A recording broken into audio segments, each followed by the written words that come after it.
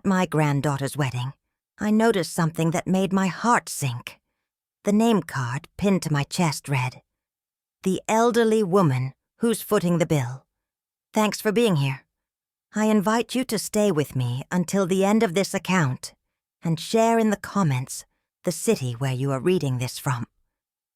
I want to see how far my words travel.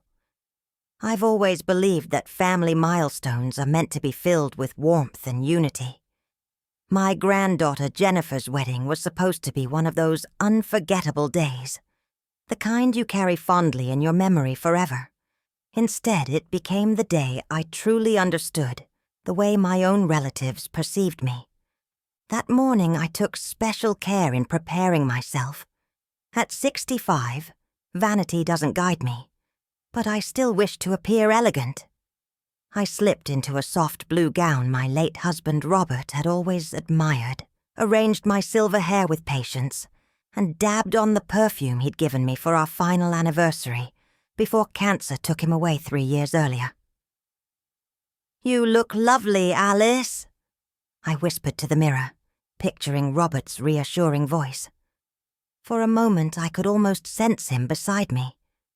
The ceremony at St. Mark's Church was beautiful. Jennifer glowed as she walked down the aisle, her face lit with pure joy. My son Richard escorted her with pride, while Pamela, my daughter-in-law, looked genuinely touched. For that brief stretch of time, everything seemed just right. But the reception would strip that feeling away. When I arrived at the grand hall of the Westbrook Hotel, I headed to the table where guests were handed their badges and seating cards. The young attendant smiled warmly as she shuffled through the stack. "Here you go, Mrs. Edwards," she said brightly. I expected to see Alice Edwards, grandmother of the bride. Instead, in neat lettering, the tag declared, "The old lady paying for it all, sweetheart." I froze mid-motion. Surely this had to be a mistake. "Is everything all right?" the girl asked, noticing my expression. Forcing composure, I replied, "It looks like there's been an error with mine." Her eyes widened when she read it. "Oh, I'm terribly sorry. Let me check for another." "It's fine," I interrupted quickly, unwilling to create a scene at Jennifer's celebration. With burning cheeks, I pinned the humiliating card to my dress and stepped into the ballroom. Who had allowed this? Jennifer, Richard, Pamela. Did they really find this amusing? Through the cocktail hour, I tried to engage in conversation with guests, many of whom either ignored the tag or politely avoided mentioning it. But then I overheard a hushed exchange that made my stomach twist. "Did you catch the grandmother's badge?" Someone chuckled. "Pamela said they thought it would be hilarious." Another voice added, "Yeah, she's basically their cash machine." My hands trembled as I walked away. Just then, Richard spotted me and beckoned with a grin. "Mom, come over here. Meet the Andersons. Dad used to play golf with Bill." I hesitated before joining them. Bill Anderson seemed faintly familiar, likely a former colleague of Robert's. "Mom, this is Bill and Martha Anderson," Richard said, then added with a careless laugh, "Our walking wallet." Martha's smile faltered as her eyes dropped to my tag. Bill shifted uncomfortably. I extended my hand firmly. "Alice Edwards, Robert's widow." Bill's expression softened. "Of course. Robert often spoke about you with pride." The small talk went on, but my thoughts were elsewhere. As soon as the Andersons drifted away, I pulled Richard aside. "Explain this," I demanded, pointing at the tag. He just laughed. "Oh, Mother, don't be so dramatic. It was meant as a bit of fun. Everyone knows you're the one with the overflowing wallet, ever since Dad left you everything." "It's degrading," I whispered. "Oh, come on," he muttered, rolling his eyes. "Relax. We're celebrating." Before I could say more, Pamela appeared, flawless in her elegant gown. "There you are, Alice. Has Richard been showing you around? We want everyone to know who made this stunning wedding possible."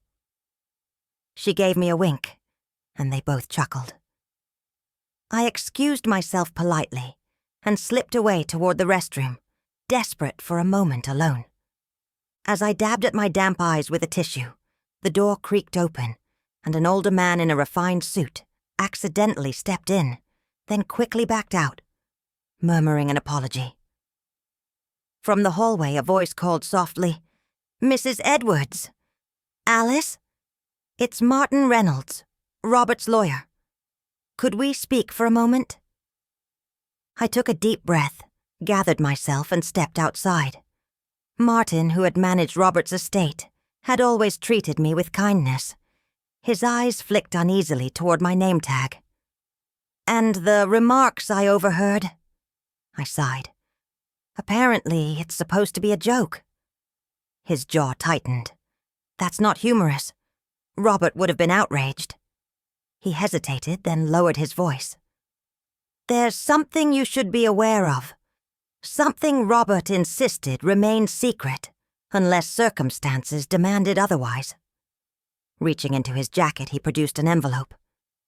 "This is an addendum to Robert's will, written shortly before he passed." With trembling hands, I opened it. The legal wording was dense, but the essence was unmistakable. Any heir who subjected me to public disgrace would lose their share of Robert's wealth, an estate far greater than I had ever imagined. I looked up at Martin, stunned. "Why wouldn't he tell me?" Martin's expression softened. "He hoped it would never come to this. He wanted your family to honor you because they cherished you, not because they feared being cut off." I glanced back toward the glittering ballroom, where laughter and music swirled, unaware that their own actions had already cost them fortunes. "What would you like me to do?" Martin asked gently. I folded the paper carefully, slid it back into the envelope, and returned it to him. "Nothing. Not yet. I need to see just how far this will go." When I rejoined the celebration, the name tag pressed against me felt heavier than ever. Yet now, instead of humiliation, I sensed something else awakening within me. A resolve to finally see my family for what they truly were. The next morning, still wrapped in my robe, I sat at my kitchen table staring at the offensive tag I had set before me. Its ornate script seemed to mock me, the old woman paying for everything. I traced the words with my finger, imagining Robert's reaction had he been there. His anger was rare, but fierce when aimed at those who belittled the people he loved. "They've changed," I whispered into the silence, as if Robert might hear me. "Or perhaps they were always like this, and we simply refused to see it." I drifted into the living room, drawn to the large family portrait hanging above the fireplace. It had been taken 5 years earlier at our 40th anniversary. Robert sat strong at the center, still vigorous, despite the early signs of the illness that would one day take him. I stood close by, my hand resting on his shoulder. Richard and Pamela flanked us while Jennifer and her brother, Michael, still teenagers then, smiled in front. We looked content. We looked united. When had it all unraveled? That question echoed in me as I brewed my morning tea. Maybe it had been a slow erosion, too subtle to recognize until dignity had completely worn away. My mind drifted back, unbidden, to the first memory that stood out. Barely 6 months after Robert's funeral, Richard and Pamela had once invited me to dinner, something unusual even back then. They seemed unusually warm that evening, asking about my health and reminiscing about Robert. But when dessert arrived, the true purpose of the invitation surfaced.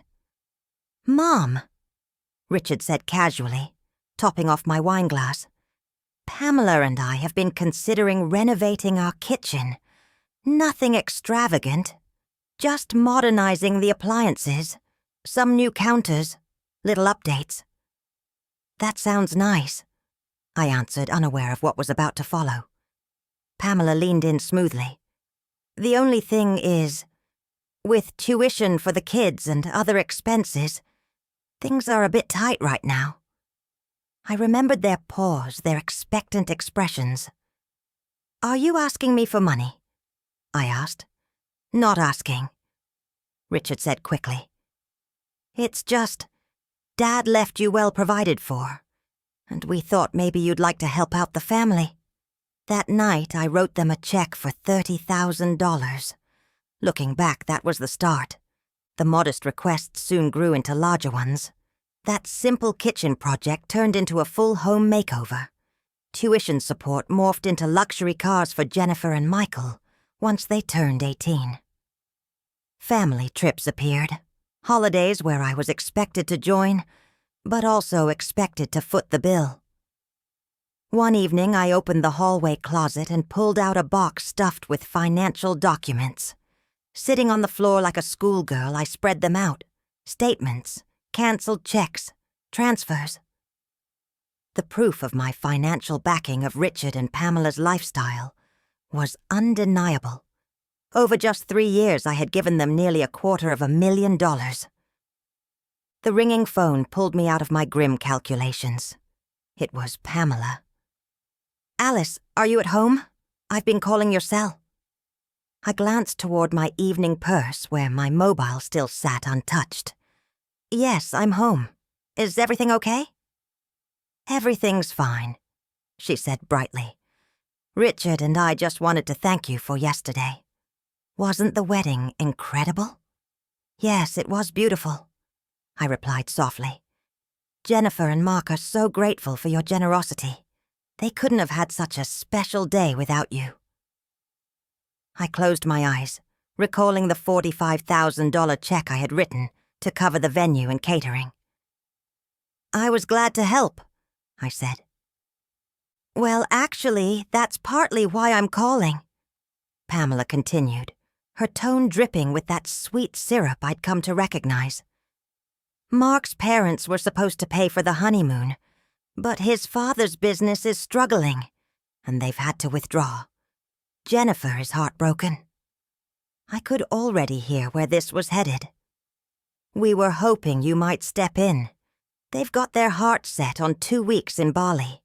Richard and I would pitch in, of course.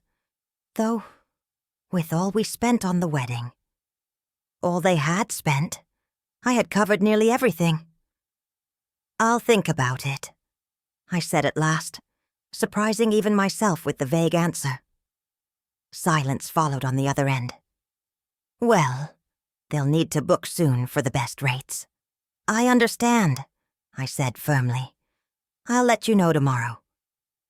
After hanging up, I turned back to my financial archaeology. Robert's voice echoed in my memory. Richard has a strange relationship with money. He treats it as the solution to every problem. But wealth without principles just leads to more trouble. At the time, I hadn't really grasped what he meant. Or maybe I simply chose not to. A sharp knock startled me. I peered through the peephole and saw Michael, my grandson, fidgeting on the porch. Hastily, I swept the scattered records back into the closet before opening the door. "Grandma," he said, wrapping me in a hug. At 21, he had Robert's height and those same gentle eyes. "Are you all right? I've been texting you." "I'm fine, sweetheart. Just a little worn out after yesterday. Come in." We walked to the kitchen, and I set the kettle on for fresh tea. Michael had always seemed different from the others, more thoughtful, less consumed by appearances and status. Sitting at the table, he looked at me earnestly. "I wanted to apologize for yesterday," he said softly. "The name tag, the way people were talking about you. It wasn't right." I felt a tightness rise in my throat. "You noticed?" I asked softly. "Of course I did." Michael said. So did plenty of others. His eyes dropped with unease. I should have spoken up. I reached over and patted his hand. It isn't your burden to confront your parents, but it is my duty to speak up for myself. He lifted his gaze, meeting mine squarely. Grandma, Dad, and Mom. They've changed since Grandpa passed. Or maybe I just never saw it before. All they ever talk about now is money. Your money, specifically. My stomach tightened. What do you mean? Michael hesitated before replying. Last week, I overheard them talking about your house. Dad said it's far too big for you alone, and that they could help you downsize. At that moment, the kettle shrieked, giving me a pause to absorb what he'd just revealed.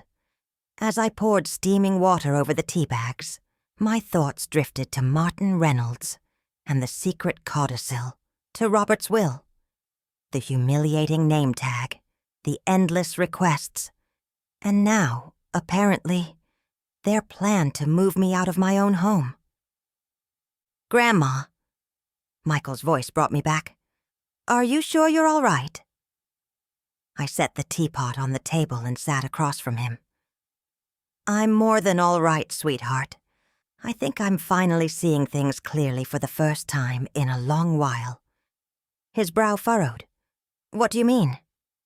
I smiled faintly, my decision forming. Just that it's time for some changes.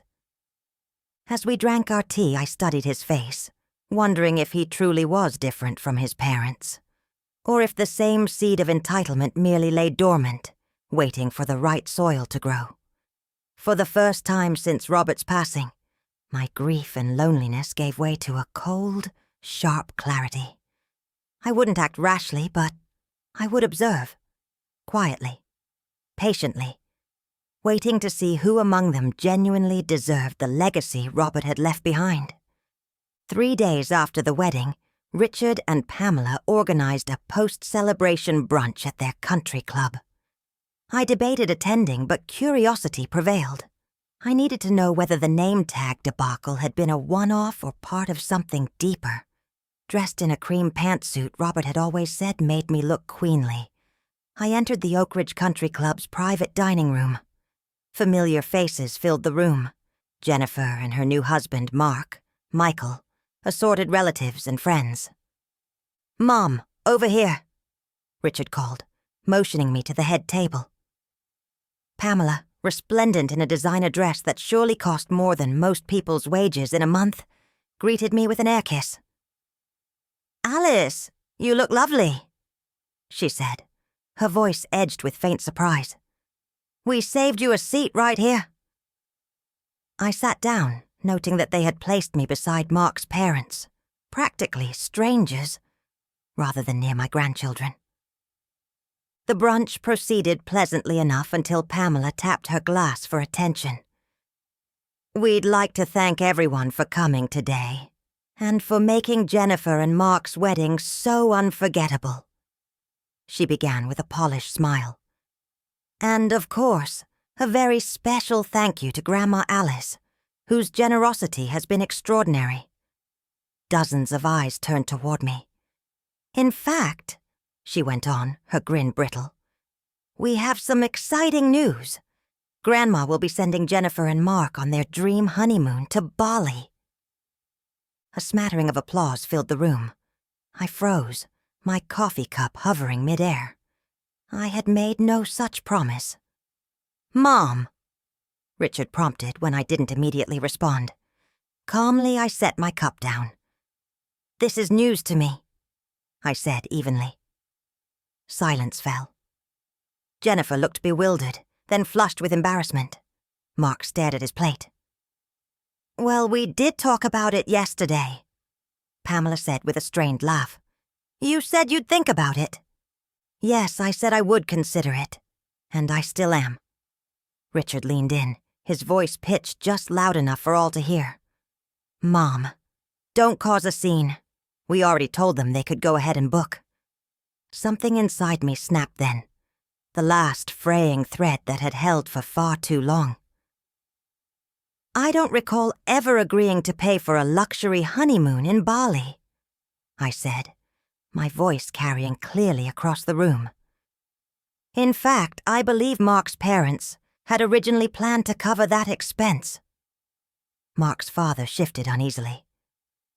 There were some business setbacks, he murmured. I understand, I replied gently. Such things happen. But I think it's highly inappropriate to publicly pledge someone else's money without their permission. Don't you? The table fell into silence. Pamela's face flushed scarlet. I glanced toward Jennifer and Mark.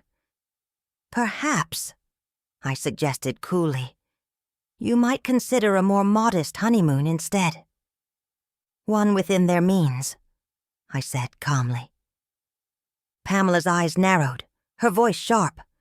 Their means? What about your means? Everyone knows Robert left you far more than comfortable. There was something in her tone, an edge of entitlement mixed with resentment. That settled my decision. My finances are not a subject for public conversation, I replied firmly. And neither are my choices about how I use them. Richard's hand shot out and clamped onto my arm, his grip painfully tight. Mom, stop. You're humiliating us.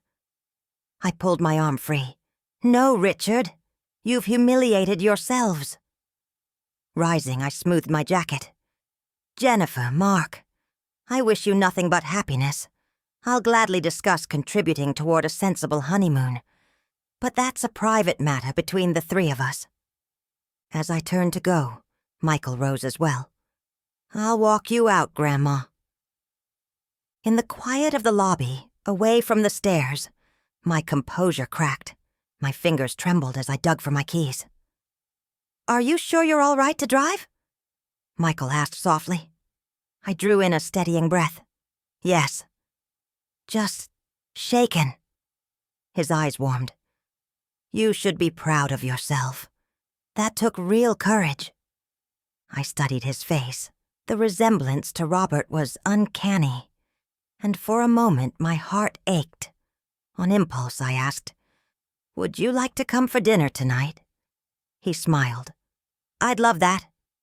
That evening, over a simple meal of roast chicken in my kitchen, I confided in Michael. I told him about the relentless financial demands, the slow erosion of respect that had plagued the last 3 years. He shook his head sadly. I'm not surprised.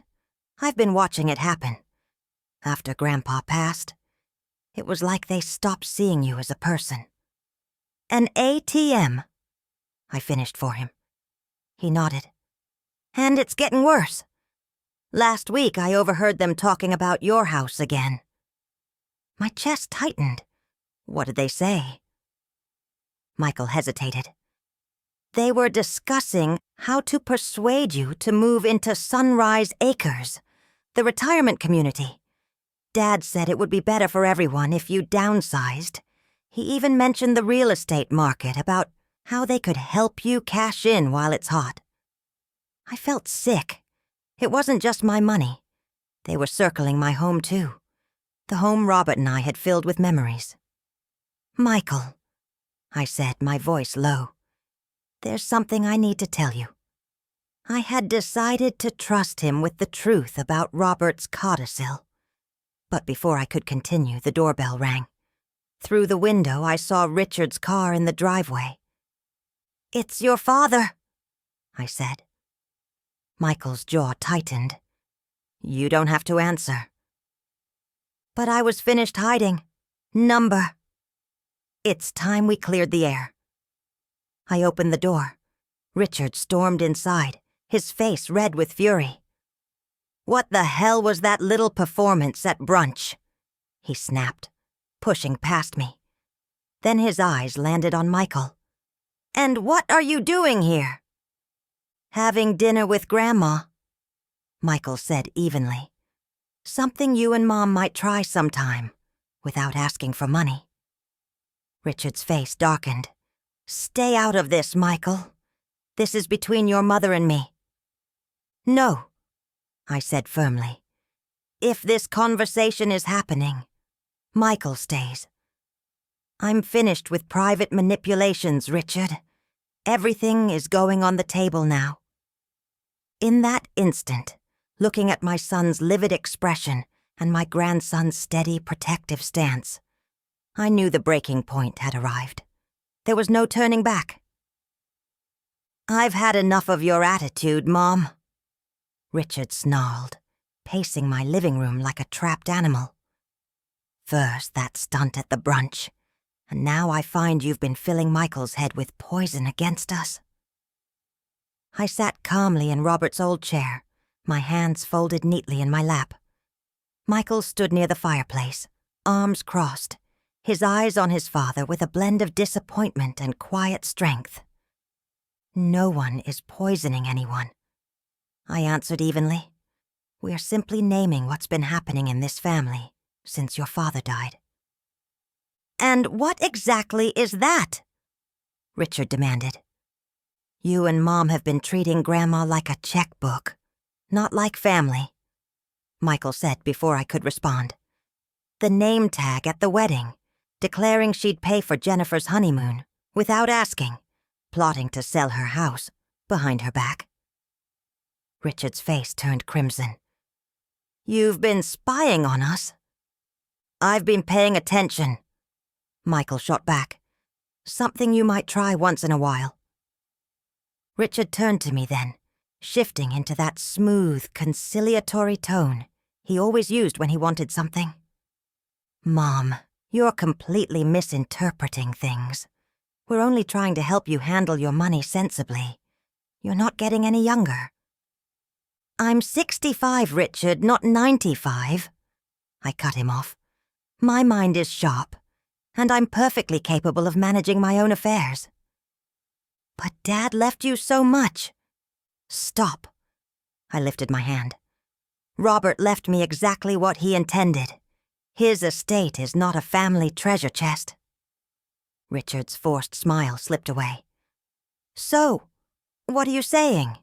That you're cutting us off because Pamela made one stupid joke about a name tag? I'm saying that from now on, I'll be the one making decisions about my money and my home. If Jennifer and Mark want to go to Bali, they can save like most newlyweds. If you and Pamela want a bigger house, you can earn it yourselves. Richard stared at me as though I'd suddenly started speaking another language. He turned sharply to Michael. I need to talk to my mother alone. I'm not leaving, Michael said firmly. This is family business. Exactly, Michael replied. And I'm family. Something shifted in Richard's eyes. Calculation. He had always managed to manipulate me when we were alone, pulling at my grief for Robert or my need to keep peace. But with Michael in the room, those old tactics lost their power. Fine, Richard snapped, storming toward the door. But this isn't over, Mom. Not even close. When he was gone, Michael exhaled heavily. I'm sorry, Grandma. For what, sweetheart?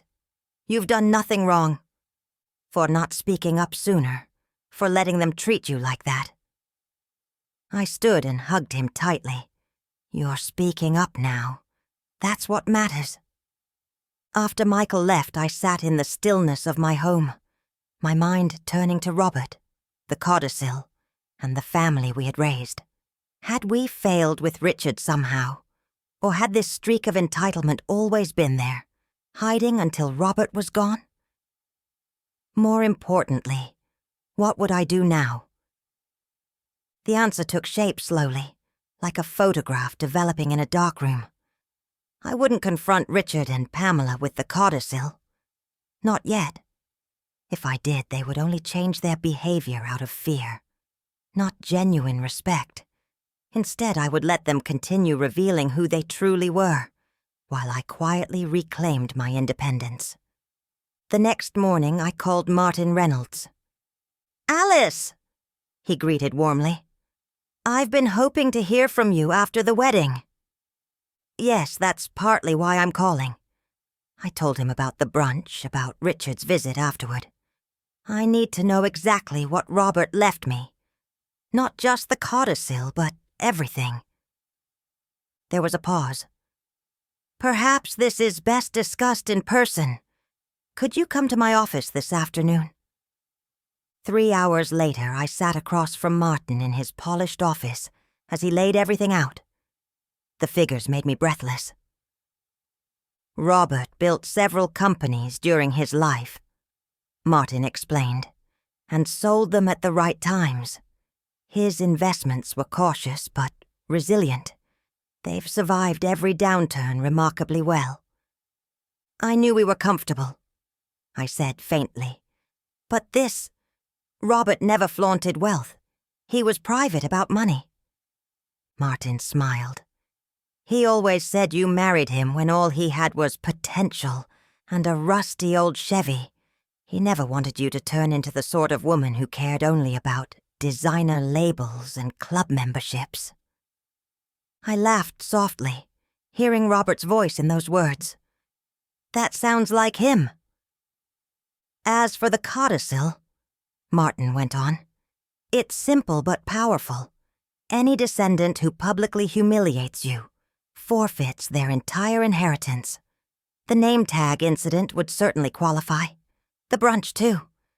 But Alice, you don't need to act immediately. The clause protects you for the rest of your life. I nodded slowly. What if I wanted to make adjustments to my own will, to how things are structured? Martin leaned forward. What are you considering? By the time I left his office, I had a plan. No loud confrontations, no ultimatums, just a quiet taking back of my life. First, I phoned my old friend Eleanor, whom I hadn't seen much since Robert's passing. We arranged lunch for the following day. Then I stopped by the community center and picked up a brochure for their adult classes. Robert had always urged me to pursue painting.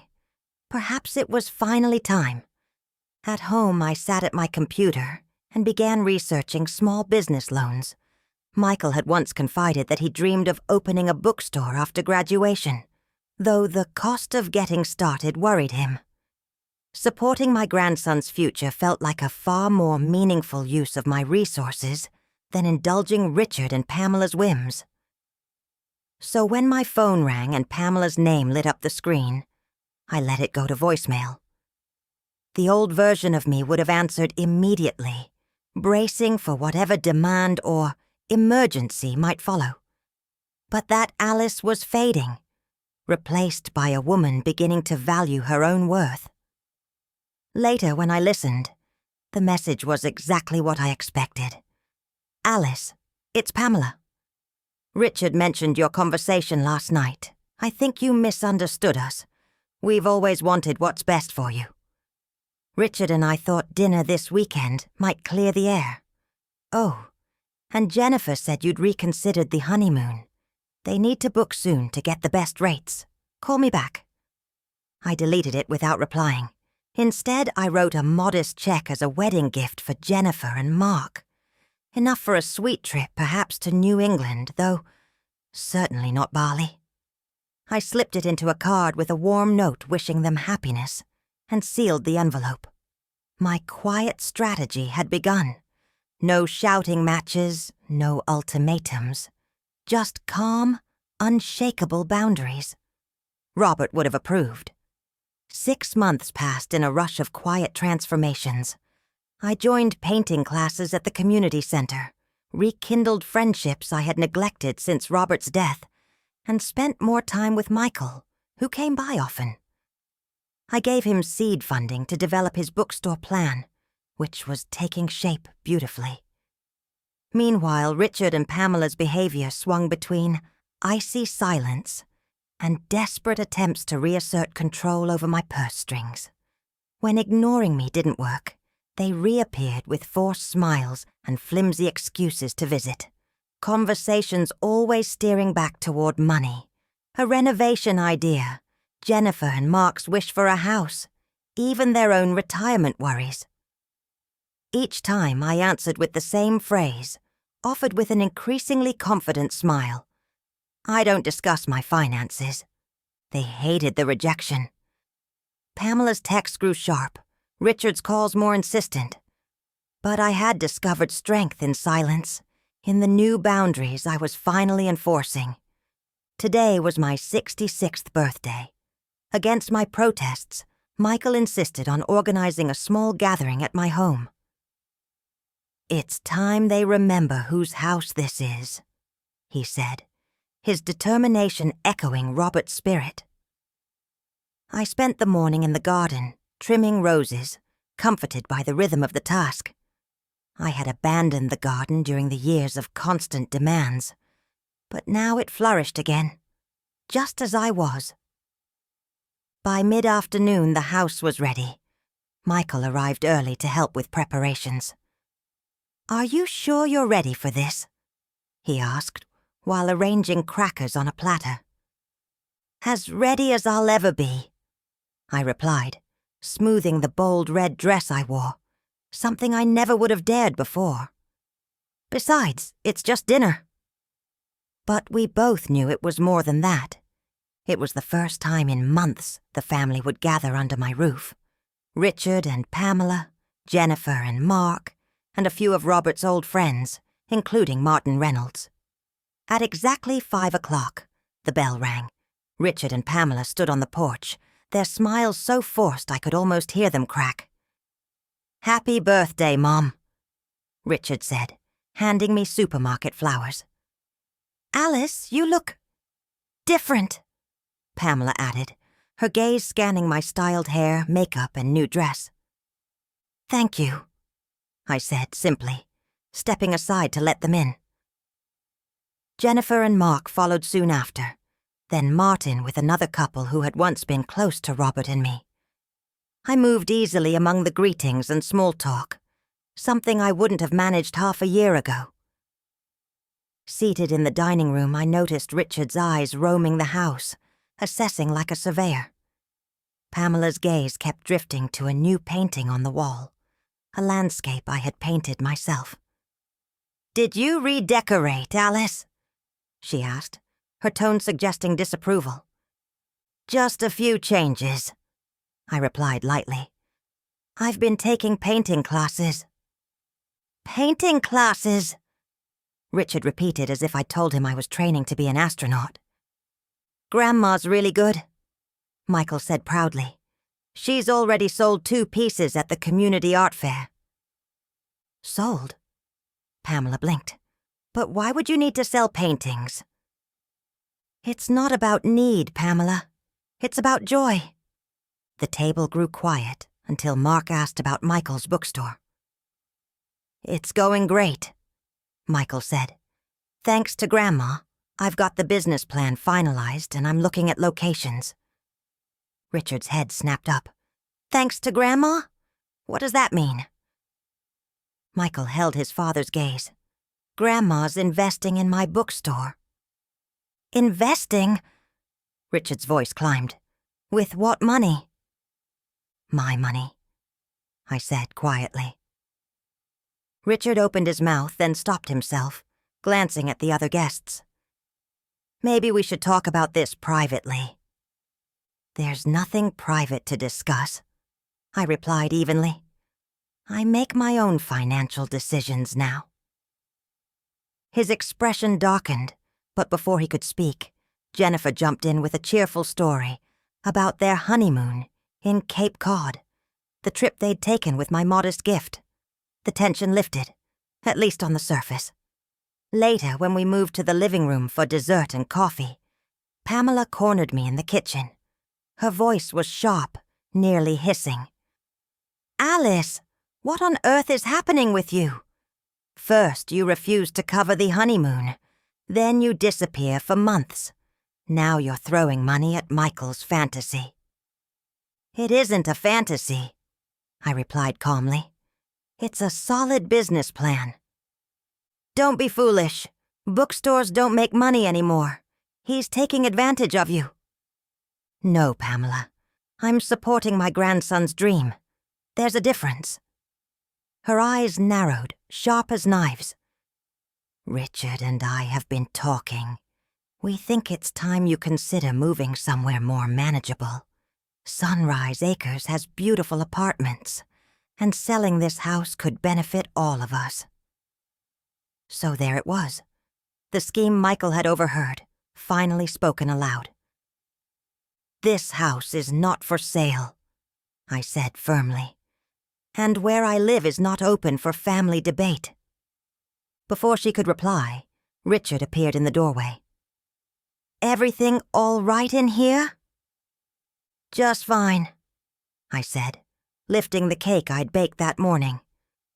"Shall we have dessert?" In the living room, as I sliced the cake, Richard cleared his throat. "Before we continue, Mom, there's something Pamela and I want to address." My hand froze on the knife.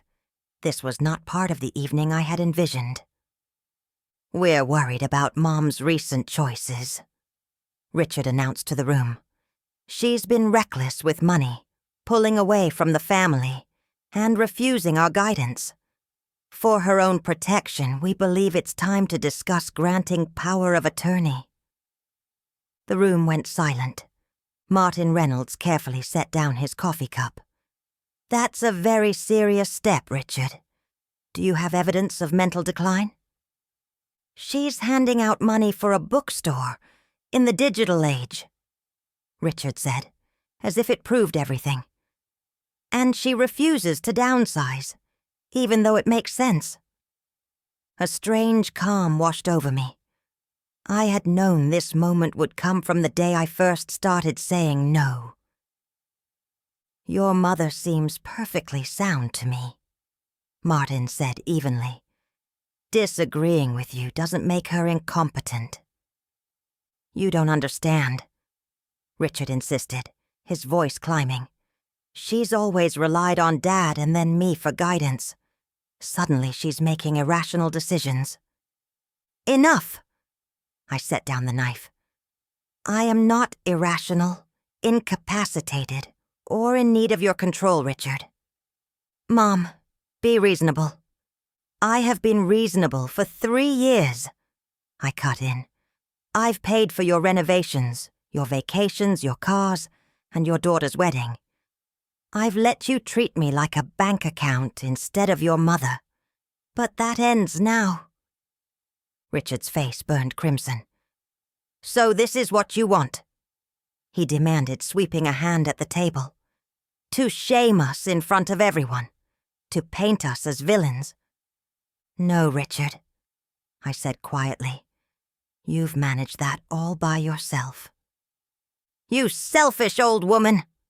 he hissed, leaping to his feet so suddenly his chair nearly toppled. "After everything we've done for you." Pamela tugged at his arm, suddenly aware of the eyes watching. But Richard shook her off. "You think you can cut us off?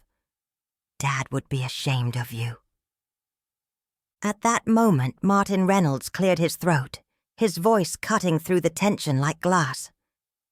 "Actually, Richard, your father anticipated this very situation." The silence that followed was absolute. Richard froze, his mouth slightly open, as Martin withdrew a familiar envelope from his jacket. "Robert added a codicil to his will shortly before he passed," Martin explained. "He worried about how Alice might be treated after his death." "What kind of codicil?" Pamela demanded, finding her voice first. Martin glanced at me, silently asking permission. I nodded. "The codicil states that any descendant who publicly humiliates Alice forfeits their inheritance," Martin said clearly. "That includes disrespecting her, trying to control her finances against her will, or attempting to push her out of her home." "That's absurd!" Richard spat. "Dad would never—" "He did," Martin interrupted. "And as executor of his estate, I've been keeping records of the incidents these past months." He turned to me. "Alice, do you want to enforce the codicil?" All eyes turned to me. I looked at Richard and Pamela, both pale now with shock, at Jennifer, confused and ashamed, at Michael, steady, offering nothing but quiet support. "Yes," I said at last. "I do." Richard collapsed back into his chair. "You can't be serious." "I've never been more serious," I replied. The name tag at the wedding, the public announcement about the honeymoon, the endless demands, and now this attempt to declare me incompetent. It all stops here. "But our inheritance," Pamela whispered, "is forfeited," Martin confirmed. "All of it?" Jennifer asked softly. "I'm afraid so," Martin said. "The codicil is very clear." "This isn't fair!" Richard shouted, slamming his fist on the table. "She tricked us! She let us believe the money was there for us!" "No, Richard," I said quietly. "I never promised you anything. You assumed, you demanded, you took. But you never once asked what I needed." "What about Jennifer and Mark?" Pamela pleaded. "They haven't done anything." Martin checked his notes. Jennifer was present during several incidents but did not participate. She also didn't intervene on Alice's behalf. The codicil could be interpreted against her, though, leniency may be possible. Tears welled in Jennifer's eyes. "I'm sorry, Grandma. I should have spoken up about the name tag at the wedding." I reached across the table, squeezing her hand. "We all make mistakes, sweetheart. What matters is what we learn from them." "So, what happens now?" Mark asked quietly, his arm around Jennifer. "Now," Martin said, "Richard and Pamela's share of Robert's estate is redistributed. Half goes directly to Alice. The other half will be divided among those who've shown her respect and care." Every gaze shifted to Michael, who looked genuinely startled. "I didn't know," he said quickly. "Grandma, I swear, I had no idea." "I know, sweetheart," I assured him, "and your grandfather would be proud of the man you've become." Richard stood again, his face twisted with rage. "This is a setup, a conspiracy."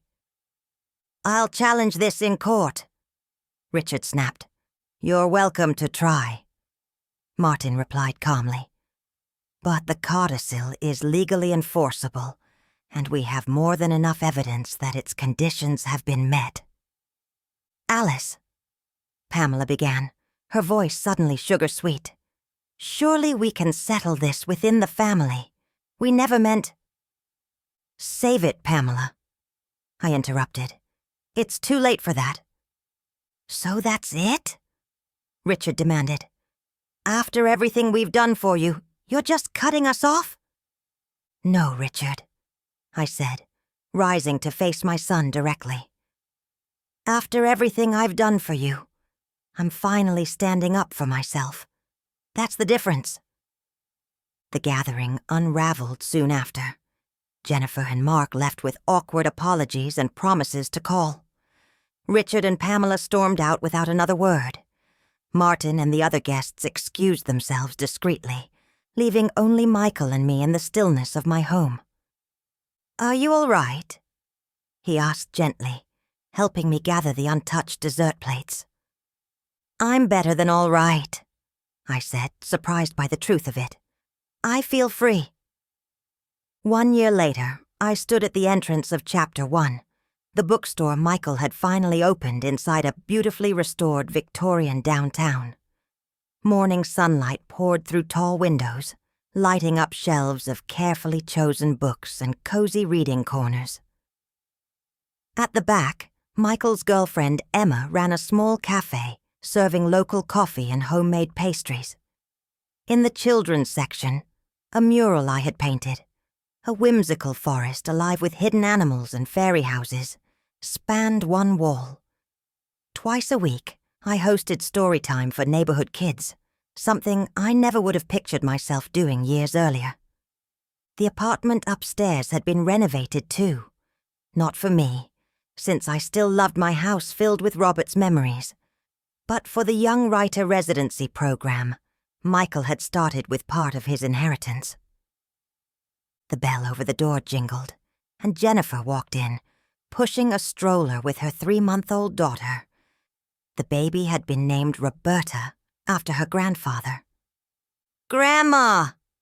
Jennifer called, spotting me. "I didn't know you'd be here today."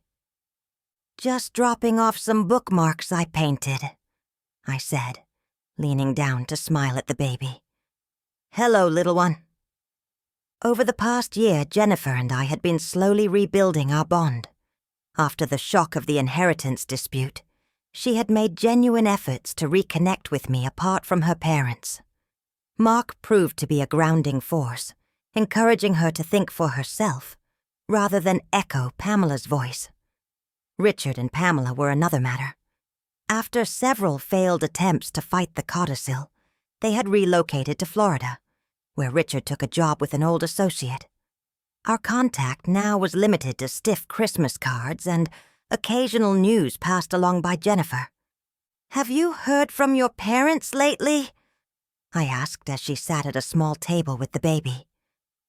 "Mom called last week," she said with a sigh. "Same conversation as always. Complaints about Dad's job, the house they had to settle for. How unfair everything is." "I'm sorry," I said softly. "Don't be," Jennifer replied firmly. "They made their choices. I've made mine." Emma brought us coffee and warm scones, pausing to coo over the baby before returning to the counter. Michael soon emerged from the back with a stack of new arrivals, his face lighting up when he saw us. "Perfect timing," he said, sliding into a chair. "I wanted to run something by you both." He outlined plans for expanding the store's community programs, adult literacy tutoring, teen writing workshops. "It would mean reinvesting some of the profits," he added, "but I think it's worth it." "I think it's wonderful," I said, pride swelling in me. As they discussed details, I looked around the sun-washed bookstore. This space born not from greed or entitlement, but from trust, respect, and love. In the year since everything had unraveled, I had uncovered parts of myself I'd long ignored. I made new friends, pursued my painting seriously, even traveled. At first, just short weekend trips, then 2 weeks in Italy with a senior tour group, where I met Claude, a widower from Boston with kind eyes and a dry humor. He called me every Sunday now. Robert would have approved, I thought, not only of the bookstore or my reclaimed independence, but of the boundaries I had finally drawn. He had tried to shield me with his codicil, but in the end I had learned to shield myself. Baby Roberta let out a cheerful gurgle, pulling me back to the moment. This was my family now. Not flawless, not whole, but real. Something new, rising from the ashes of what had been broken. And it was beautiful in its own way. "What do you think, Grandma?" Michael asked, drawing me back into the conversation. I smiled at him, at Jennifer, at the child who carried Robert's name, at the bookstore built on love instead of obligation. "I think," I said softly, "this is exactly where we're meant to be."